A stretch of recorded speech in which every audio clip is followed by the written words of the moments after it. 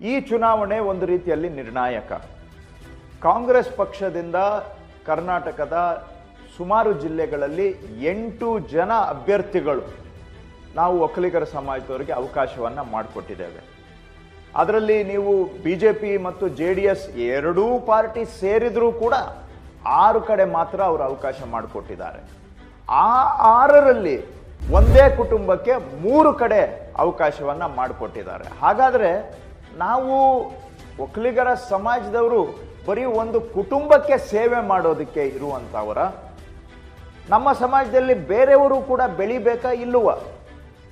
ನಾಯಕತ್ವ ಕೇವಲ ಒಂದು ಕುಟುಂಬಕ್ಕೆ ಸೀಮಿತವಾಗಿರಬೇಕಾ ಅಥವಾ ಬೇರೆ ಬೇರೆಯವ್ರಿಗೂ ಸಿಗಬೇಕಾ?